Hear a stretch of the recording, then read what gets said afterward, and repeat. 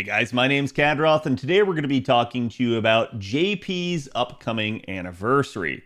You guys know I mostly cover a lot of NA stuff, but I do try to keep you guys prepared for things that are going to happen on JP.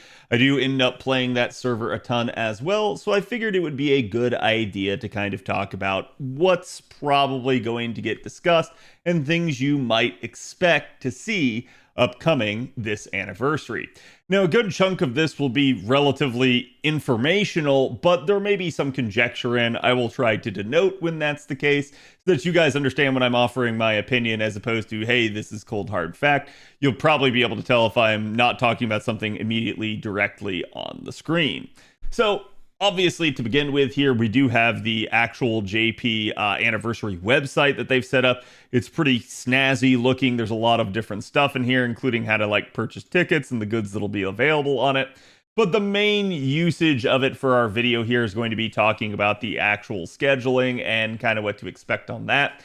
Anniversary will be starting on the 3rd. It's basically going to be happening at a interesting time period here because it's going to be about 9 p.m. Eastern time is when it's going to be really starting for the first day. There's going to be 2 different days for the anniversary. That's going to be Friday, August 2nd for us at that time period because it's going to be 10 a.m. in Japan on the 3rd. So that's going to be about the time that I'm using. But again, you guys can see we do have Pacific time in here at 6 p.m., Mountain time at 7, and Central time at 8 p.m. So keep in mind that it may be different depending on your time zone, but y'all can see it here at least. So again, this is going to be the time for day 1 and its begin. Day 2 will be the exact same deal, only the day after that. So it's going to essentially for us be Saturday, August 3rd, basically at 9 a.m. Or sorry, 9 p.m. And then it's going to last for several hours. This one actually goes an hour later than the prior day did, and that's because this is when a lot of the big anniversary announcements are going to be talked about. We'll talk about that kind of and what you guys can expect in that regard. So again, I just wanted to get you guys prepared for understanding that there will be 2 actual days. Sundays where a lot of the main stuff should get announced. You guys could expect that that's going to be the day that we actually get, again, things like the GSSR and all that sort of good stuff. So keep that in mind. It'll probably happen towards the end of the second day, as again, they're going to try to prep everything ahead of time. Now, before you're thinking, hey, you know what, then that means I don't need to pay attention on the very first day, let me go ahead and let you off with a warning. I highly recommend paying attention to the first day. Why? Because they often slip in unexpected announcements on the first day, including we have seen them before announce some of the summer units on the day prior. So I still recommend paying attention to both days. I understand not everybody can sit here and watch the entirety of the anniversary or be able to understand everything that's going on. Feel free to check out my buddy, Mr. Two Love Trouble, here on YouTube and Twitch. Again, he is a fantastic translator. He'll be live on both services, basically live translating all of this as it goes on. He's been doing it for years, and he is our trusted source of news on this sort of thing. But with that in mind, yeah, I do recommend at least kind of keeping an eye on things because you can see they will be having all sorts of different activities, including a Chaldea radio station at 11 a.m. on the first day. Again, they're going to have various other live broadcasts. All of this should be covered. They're going to have, again, voice actors and actresses coming out, doing some fun stuff, talking shop about the game. And we will get probably a little bit of news, if not, a bunch of shenanigans going on. You'd also see they're going to have a special edition of the Type Moon Times, basically being broadcast from 1:30 p.m. JST to, again, whenever that is in your time. Keep in mind, we did show you guys the starting times there. Again, you're going to have people like Kawasumi, Kana Ueda, and Noriko Shimoya here for this. So expect that it will at least, probably be talking about something pretty interesting.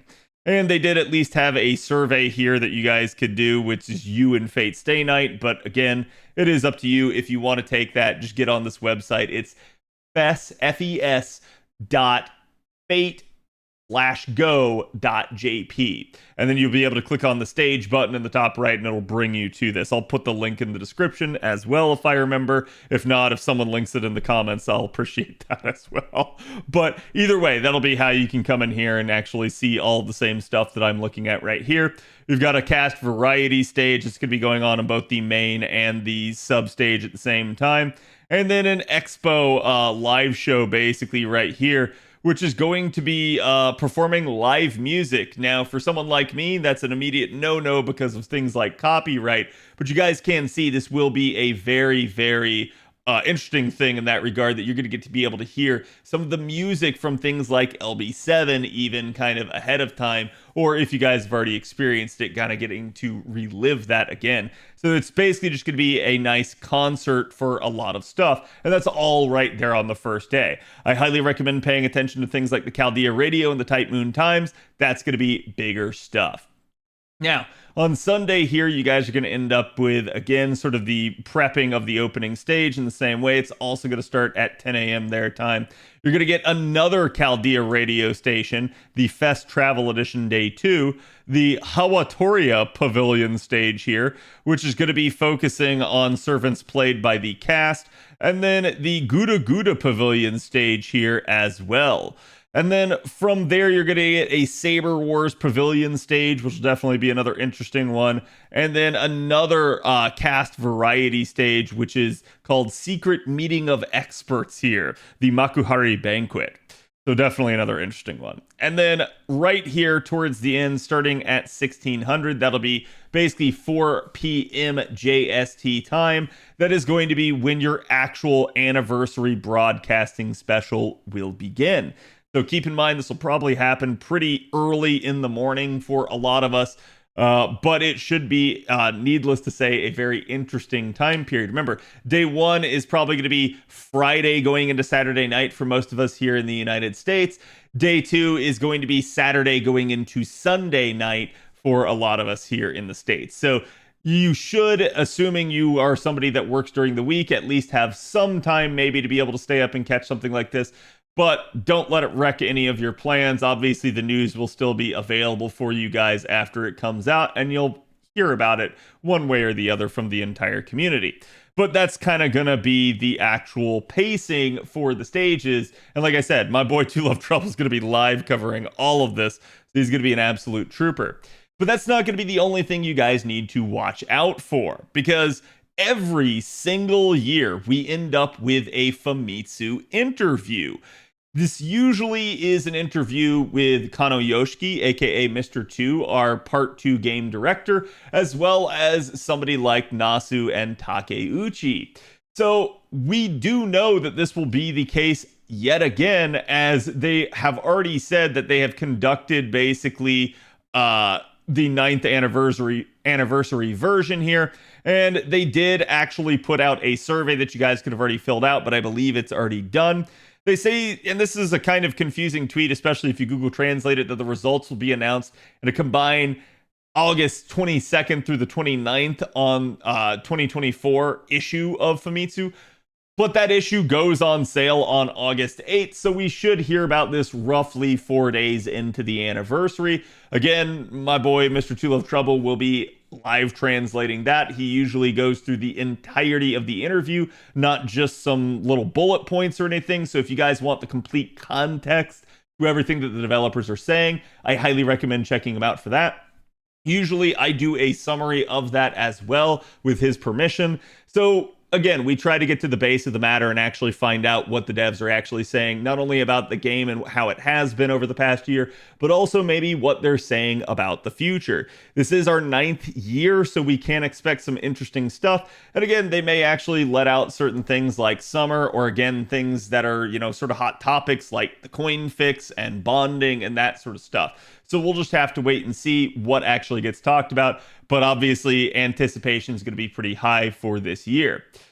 You will also, as the week goes on here, leading up to the actual anniversary, get the reveal of more of the actual anniversary costumes, or sorry, not costumes, craft essences that you'll be able to pick. We have had several of them shown off already, as you guys can see, and there are definitely some interesting ones here, depending on who your favorites are. So again, just pay attention because we will have a couple more announcements at least leading up to it in that regard. We are currently at 26 out of the possible 40 craft essences that have been announced. So we've got about 14 more to get announced, all before the anniversary on the 3rd and 4th. So anticipate that we probably are either going to get a gigantic dump of them this Friday, which has been how they've been doing it, or we might just kind of get, 3 more and then they just revealed all the remaining ones at the anniversary. Either way, we will probably find out a little bit more about that. We have had a couple more come out here that are just not part of the big picture that we showed off there. So definitely some really interesting ones, but I did want to talk about that. Now, with all of that in mind, let's go ahead and start to talk about what you can expect to get at 9th anniversary. Trying to keep expectations in check because obviously 7th Annie was such a huge one, not only for JP, but then even more so for NA because we got something like the Destiny Order Summon. But again, keep in mind that a lot of people were at least upset about Annie 8. Now, I'm going to say that the reason people were upset at Annie 8 had to do with a multitude of other sort of existential factors, not necessarily with the actual rewards from Annie 8. I do think maybe some people were expecting more quartz out of Annie 8, but ultimately, at the end of the day, Annie 7 was a crazy sort of set of milestones that they gave out. So I wasn't really anticipating that Annie 8 was going to top it. And I wouldn't anticipate that Annie 9 will either. I don't think that's the devs being stingy. I think that's that they kind of pulled out all the stops basically for Annie 7 at that point. You can maybe expect them to do something like that yet again in the future for something like Annie 10 because it'll be such a big milestone. But I don't know that you can necessarily expect them to outdo Annie 7 anytime soon. So we'll just have to wait and see. But we do normally have a very normal sort of sequence and cadence to a lot of this stuff with how it flows throughout the anniversary.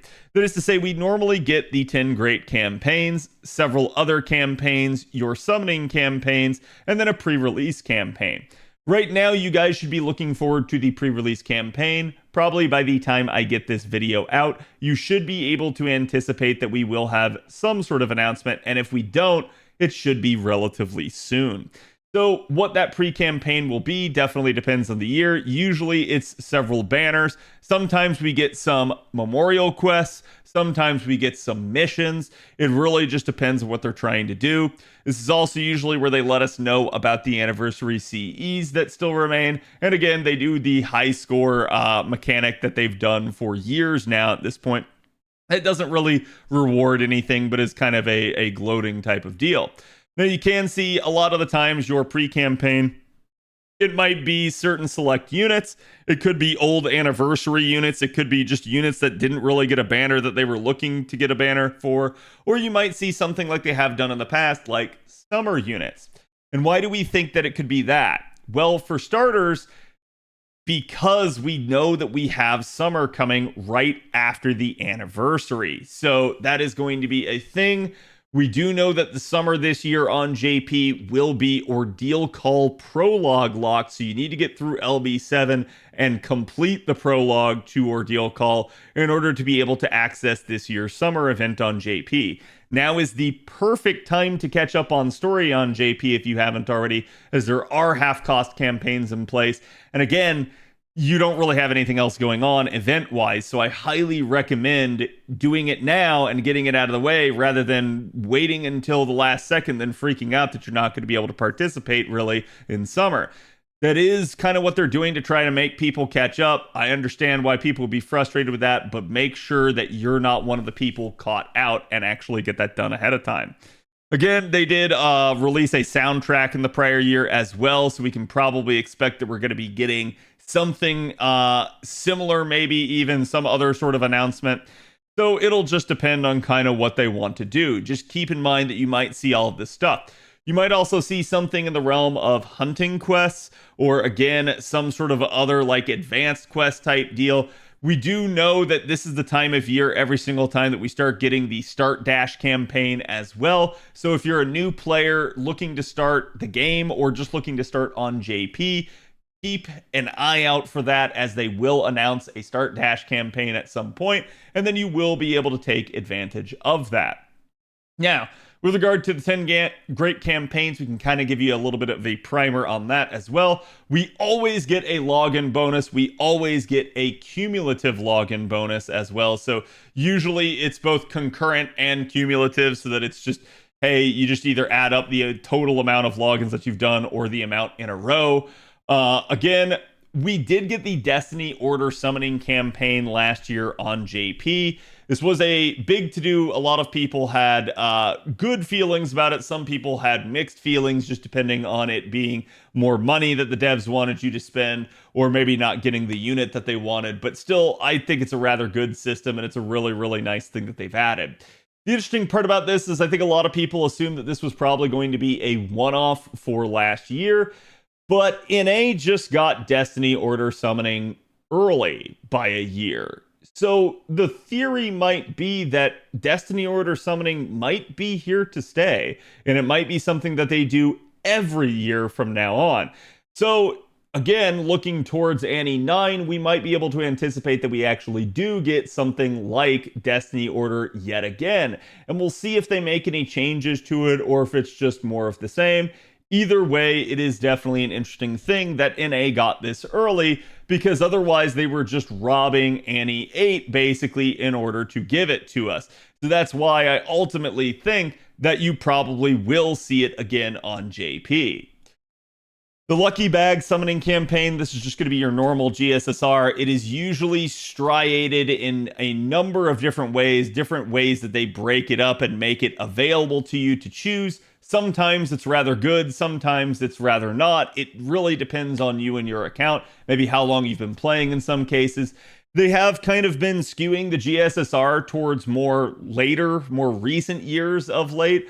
We also have seen them kind of divvy them up in various different ways, either by year, by type, by card type, or sorry, by class, by card type. It just really depends. So again, we can't really anticipate what they'll do in this regard. Just assume that you will get a Lucky Bag Summoning campaign, and it will probably be 15 paid courts, and then maybe some other really nice thing like a guaranteeable 4-star, or perhaps a Holy Grail. We have seen them do this time and time again. You can see there's definitely some nice stuff that they do give out with it. But usually, if you're going to spend any money on the game, the GSSR or something like the Destiny Order Summon are your best bang for your buck. So if you're somebody that's extremely cheap to play, that is to say you're willing to spend maybe a small amount of money on the game, GSSR and Destiny Order Summon usually the way to do it. Now, from here, we have the limited time missions. Again, these are usually whatever the hell they want them to be. I wouldn't worry too much about this. It's just going to be something that you'll need to do during the anniversary. They change up like every single year, but it's just another way to get free rewards, particularly courts, as you guys can see. And definitely there are going to be some new like milestones given out. So this one basically was for main story progress. Again, this is kind of looking backward at year 8 right now, so don't assume that it's going to be the same stuff. But you can assume that they probably will extend main story progress into things like Ordeal Call and stuff like that, at least to the extent that they haven't already. So keep that in mind, that certain milestones will just get extended. Things like your strengthening milestone, interlude milestone, and yeah, even story progress milestones are pretty good candidates for that. Now, as we look forward here, you can also see they gave out a extra mission update that was permanent. So a lot of these additions that they do as part of the great campaigns, they may appear like they're time limited to the anniversary, but they are usually a permanent fixture. That is to say, they're a, hey, you will get all the rewards right now if you already have it done because it's retroactive. But if you don't have it done, it is now permanently added to the game. And then whenever you do complete it, you'll get the reward. So it's really, really nice that they do that sort of stuff. You guys can see this is exactly what we were talking about, the extension of these milestones. Free quests are going to be a thing as well. And boom, there you go. They added a new one for clearing advanced quests to incentivize people to do their advanced quests, because that was kind of a problem. They also had class score unlocks. I wouldn't be surprised to see them kind of do more in that regard, because that is a system that I think they want the players to use. And then you guys can expect that we will obviously get, again, the great and super success rate up. It's usually 3 times at anniversary. We'll see if they do anything special this year. I don't anticipate that they necessarily will, but again, just assume at minimum that you'll be getting 3 times great and super success. They did half basically all daily quests or half AP, and they also did Bleached Earth quests or half AP. I think you can probably expect that this will be the case again this year, as we have seen that they have done half AP on the Bleached Earth quests, aka the Storm Pod quests, basically going forward in every event now for the past couple events, because I think they know that people were not really wanting to do them during events. So this is going to be a really nice thing that I think you can expect yet again. Basically, it's just more of that right here. And then from there, you also are going to have the Mana Prism exchange that they did last year. I think you can expect them to expand this. They will probably begin to add even more CEs to this, because this is kind of what this is this is a way to reacquire old event craft essences that you maybe weren't playing the game at the time of, or maybe missed out on. So it's a really, really nice system. I do like it. I think this is excellent, especially since we don't have things necessarily in place like a robust main interlude system right now. So I think you can expect that they're going to be probably doing more of that. They also usually do sort of do the monthly renewal. So you will have, again, like say for August, the reset of the Mana Prism shop that'll occur. But then usually they give you a second shop basically for the anniversary. So you'll be able to buy 2 sets of everything instead of just one. Definitely really, really nice. And this one was actually a permanent one where they did add the faux pas prints and a set of golden foes to the monthly Mana Prism shop from here on out. So this is really, really nice for people that want access to these things. But the unfortunate nature of it is that, yes, it will be dependent on you having Mana Prism. So if you're somebody that's newer to the game, or you maybe don't go very hard in things like lottos, having a ton of Mana Prisms can be a bit of an issue, especially if you still have a ton of craft essences that you would like to buy. They also basically ended up adding a Mana Prism bonus last year to the actual gacha system, so that, again, every single time you summon, you got awarded 5 Mana Prisms. It had to be with quartz, not friend points, but this was a thing last year. I don't know if they'll do something like that again this year. We'll just have to see. Maybe they make it better. I think one of the things that's going to be high on the copium list for everybody is something addressing the pity system. A lot of people have asked for, again, changes to it in some way, shape, or form. A lot of people feel like the number is set too high. I personally think it's okay with the amount of like actual free quartz that the game gives you just for playing it, and the various things that you can do in order to acquire more. But I would like to see the pity system at least upgraded to some degree of like letting it roll over, letting it apply to subsequent NP levels, not just the first. So I think there's a lot of cool stuff that they could still do to make that system better, even if they don't want to necessarily touch the actual amount. And then moving on here to the 8th campaign that JP had last year, it was basically just, hey, we are going to give you main story half cost permanent. So you can expect that this will probably get extended now, maybe into Ordeal Call, probably at least through LB7 is what I would anticipate, if not LB7 and Ordeal Call 1. So we'll definitely see. They did also have basically the limited return of, as we like to call it, blue prisms. These are kind of just an item that helps you complete the story. And they basically were launching it at the time, knowing full well that they were going to have some content coming out that would require it. But it is what it is, and I think it's a good idea that they do that, so you can maybe expect them to renew that yet again.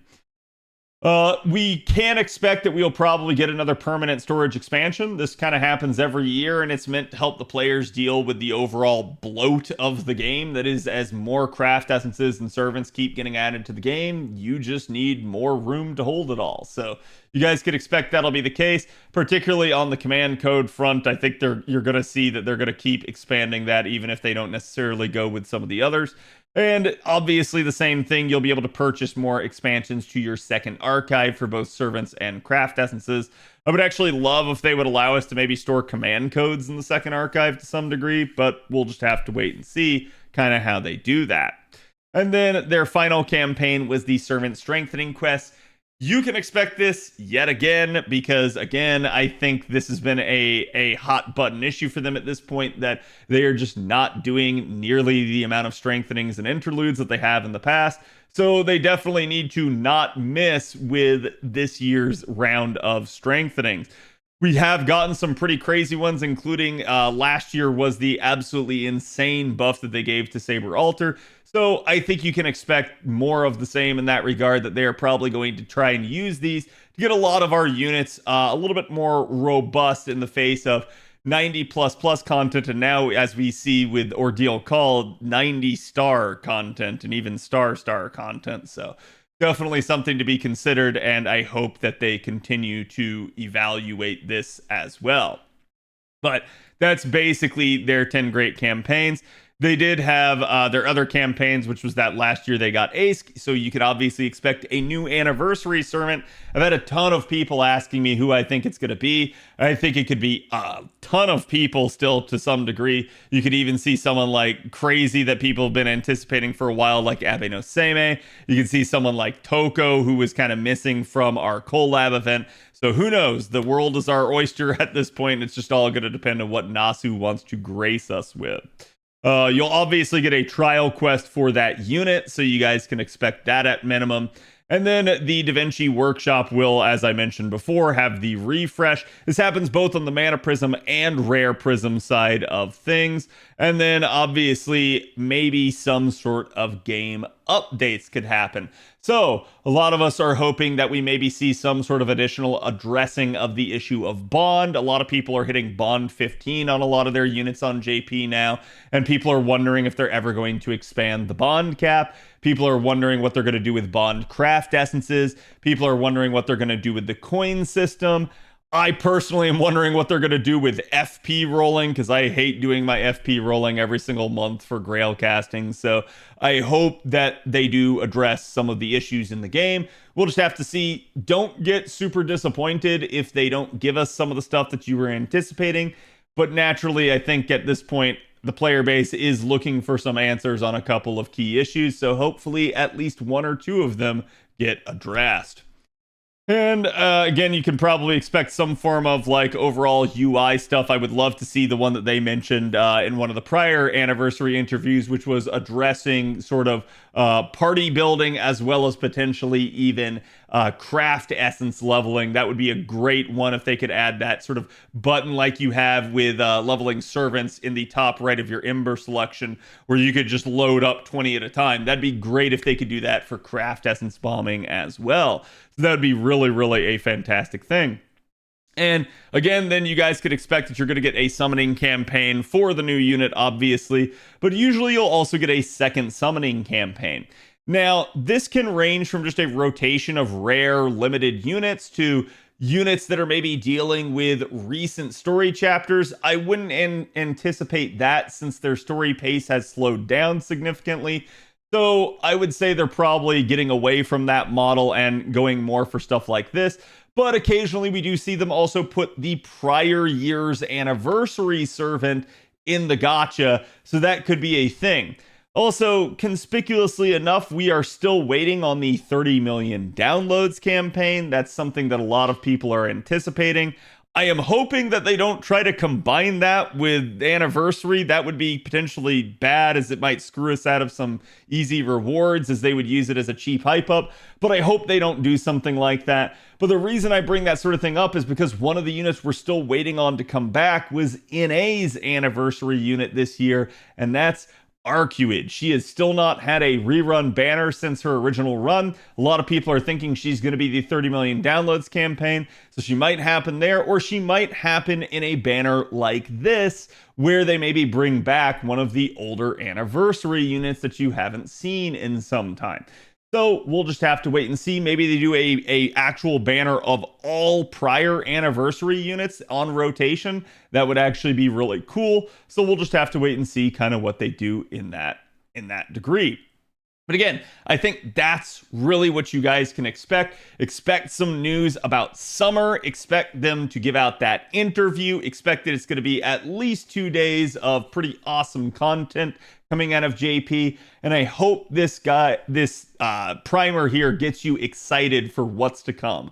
So thank you guys for watching. I appreciate it. Again, if you like the video, make sure you like, comment, and subscribe. I always appreciate the support. And don't forget to go check out my buddy, Mr. Two Love Trouble, as I mentioned before, as he will be covering all of the JP anniversary content, live translating it on the fly. So thank you guys for watching and have a good one.